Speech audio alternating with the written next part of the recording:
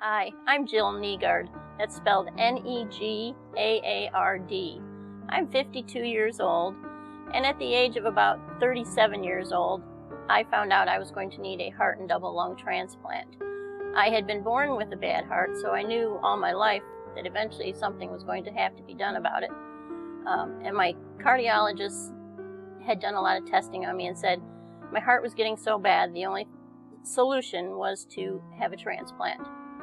So he sent all of my records to several hospitals throughout the U.S., major hospitals that did heart and lung transplants. And the reason I needed the lung transplant as well as the heart was because the damage the heart had done to my lungs because of the shunting back and forth with the holes in my heart had damaged the pressures in my lungs, so my lungs were failing as well as my heart. Out of all the hospitals that my doctor sent information to, 2 hospitals responded, the University of Pennsylvania and the Cleveland Clinic. So I had to choose between those 2 hospitals, and I chose the Cleveland Clinic, number one, because they have been listed in the U.S. World News and Report for over 10 years as one of the best hospitals in the country for heart surgery. Plus, I came from Cleveland, I was born there, I have family there, so I thought this would be the best place to go. I'd have a lot of support, family members were close, and we wouldn't have to go all the way to Pennsylvania. So I was listed for transplant in October 2002, and I waited about 15 months before I got the call. I was called on November the 20th of 2003, and I was actually out for dinner with my coworkers who were having a going away party for me because I had to stop working. My health had gotten so poor. I was on oxygen. At that time, I had been on oxygen for about 6 years, 24/7. I had carried my oxygen tanks with me to work, and I had turned in my notice that I was going to go on medical leave beginning December 1st. So on November 20th, they were giving me a going away party, and we were all at the restaurant, and I got the call while I was at the restaurant. So that was quite thrilling, and they said, can you be at the hospital at Cleveland Clinic by midnight? So my husband and I packed up and headed to Cleveland. And of course, it was a snowy and nasty night, but we did manage to make it into the G50 transplant unit at 11:59 that night. The next morning, about 11 in the morning, I had my transplant, and immediately following my transplant, my kidneys failed. My heart and lung transplant went great. I was doing well in every aspect of that, but my kidneys were not functioning, so they were very concerned. They started me on dialysis after about the 3rd day. And they said, well, this is probably normal. Sometimes this does happen with a major surgery. The kidney function will probably come back. We're not too worried about this at this point. Well, they continued to say this for many, many months until I said, you know what, I want to get listed for a transplant because I don't want to be on dialysis all my life. So they made me wait a year before I could actually get listed for the kidney transplant. And in the meantime, I was on dialysis and doing very well with my heart and lung transplant. My heart was great. My lungs were good. I didn't have to be on oxygen anymore. But now I had traded all that for kidney dialysis.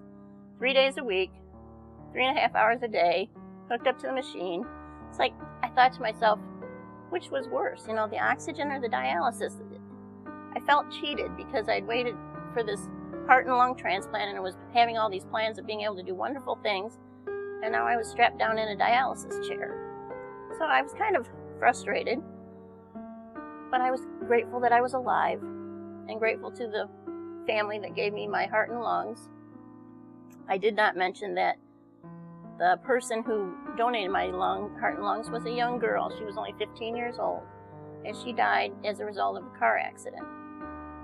And her family made the decision to give her organs so that others could live, and that was so wonderful. Because I would have been dead by now. I would have been dead without that wonderful gift from them. But at the same time, I still was angry somewhat because now I'm on dialysis. After all this and everything that's gone on, now I have to do dialysis. Well, I tried to take a positive attitude and change the way I felt and just live with it day to day. I kept thinking, you know what, you're here, you've survived, you've gone through all this. You can make this dialysis. This is nothing compared to what you've already been through. So I just took each day as it came. and tried to have a brighter outlook and a better positive attitude. And the dialysis went on for 6 years and 9 months and 23 days. I'm not counting though, until I got called for transplant. I actually was called 11 times. When you're in line and waiting for a kidney transplant, they call the top 4 people in case any of those first 3 can't get the transplant. So they notify the top 4 people every time on the list. So I was called 11 times, and every 10 times I did not get it for some reason or the other. Either the kidney ended up not being good, the person in front of me got it, or I chose not to take it. If there was one that was a case of AIDS, someone had AIDS, I chose not to take it. But call number 11 was my magic number, and it was a woman who was 50 years old, and I, at that time, was exactly 50 years old. And she was in her kitchen on a Sunday afternoon, just like we are today, and she had a brain aneurysm and just collapsed on the floor and died. And that's how I got her kidney. So someone else had to die for me. And now I've had 3 organs transplanted, and my kidneys, after I got the transplant, they didn't start working right away, and I was worried, really worried.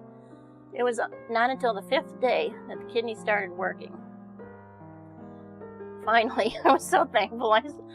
Praise the Lord, they started working, and to this day, now it's been a year and almost 10 months, they've been working wonderfully.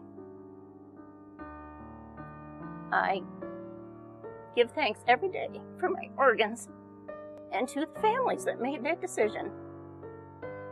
It is the best gift anyone could ever give. And I'm alive today because of it.